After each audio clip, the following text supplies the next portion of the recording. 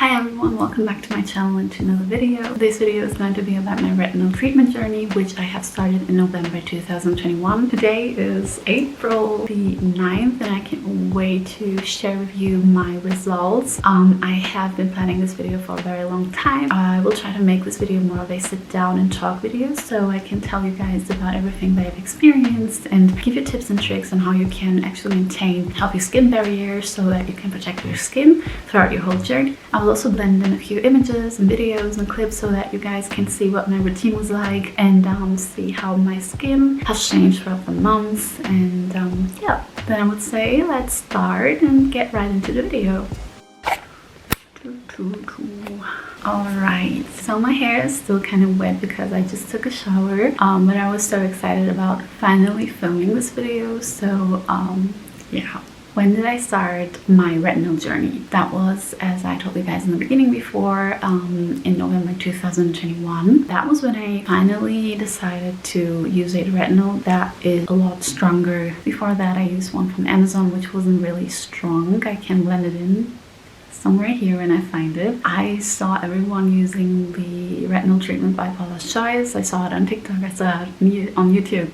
And that's when I thought, okay, you know, I should give it a try as well. Apparently it's quite good, so I did some research. I also saw a lot of good ratings and comments. People were like, yeah, it's really working, but you have to be patient. And with retinol, the thing is that you actually have to use it between 8 to 12 weeks before you actually see results. That's why you have to be very patient while using it. I was aware of that because, as I told you guys, I have been using the one by Amazon before. Although I never really felt like that one was really working, my skin still felt quite pumped the morning after. Yeah, so I purchased the retinol treatment by Paula and yeah, it's very strong, you guys. I purchased it in winter time, and as you guys can imagine, it was very cold. My skin, which is already super sensitive, was not really used. Didn't really like the cold, so I always had like rough patches and dry patches, and starting retinol during those months wasn't really good for my skin. It might also be because I used too much too fast. With retinol, the thing is, when you start, you really should apply like a pea size amount and use that for all over your skin, and then another amount for your neck. I think they also recommend on the package, it says use only 1 to 3 times a week and then start using it more often. And I think I was like, oh, you know, I've used one before. I think I can handle 3 or 4 times, and I absolutely could not. My skin got irritated so fast. It was super dry, red. It felt like I had rashes everywhere. I think it was worse when I went to a trip in Austria, and my whole neck was red. When I can find a picture, I will show you guys somewhere here. It was really bad. It hurt so badly, and the takeaways here are: start with a very small amount, really a pea size amount. Only use it 1 to 2 times a week. If you feel like 2 times are too much, reduce it. You know, this is not a competition, it's a marathon. So another thing that you should definitely keep in mind when you use retinol is to only use it at night. This way you can better soak into your skin and is also not exposed to sunlight, which would only irritate your skin. And this brings me to my next point, which is sunscreen. You have to wear sunscreen the day after that. Trust me, please just do. I did not a few times. I was too lazy and my skin was red as hell. It was so red and it hurt, and it just got worse, especially if you use it more often. Use a generous amount of sunscreen on your face. Another very important thing that you should absolutely not forget when you use retinol, because it wouldn't work otherwise, is to only apply it on dry skin. Dry skin is everything, okay? So please don't think it is just like with your moisturizer and it will work better on damp skin. That's absolutely not the case. Try to make sure that your hands are, that you wash your hands, that your hands are clean, that your hands are dry, that your face is dry, and then apply it. And the way I do it is I wash my skin in the evening, usually around 7:30, 8 p.m.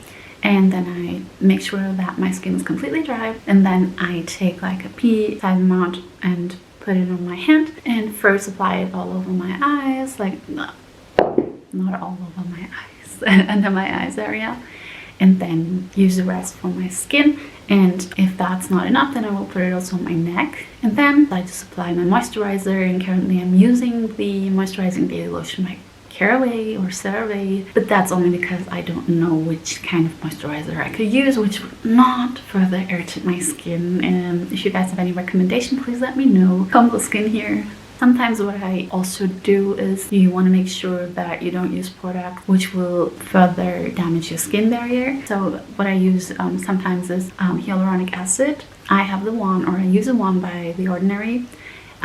Only very small amounts, and I will only apply it after like 30 minutes after applying my retinol treatment, because it has to really soak in, reach the underlying tissues of your skin, and that's when you should apply any kind of serums like hyaluronic acid, not salicylic acid, because that's what it absolutely does not like. Please no salicylic acid when you use retinol treatment, by the way. And yeah, then I would wait like 15 to 20 minutes more and apply my moisturizer. And sometimes I will apply on top of that the Eucerin. As you guys can tell, I don't know how to pronounce brand names. I'm very sorry about that. Evenly distributed all over my skin so that I look like a glazed donut. And with the Aquaphor, you're slugging your face, which will make sure that everything stays in its place and just soak in really well. If you would like me to make a video on that, just let me know. So these are the basics that you have to think about when applying or when starting your retinol journey. And now we will delve into my results and progress.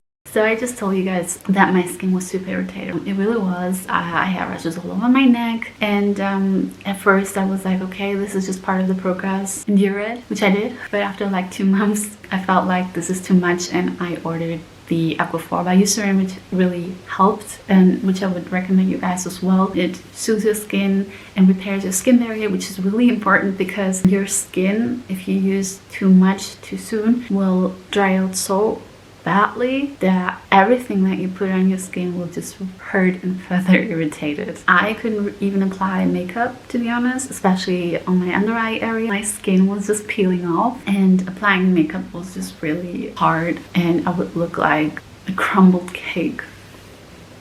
That's the best way to describe it.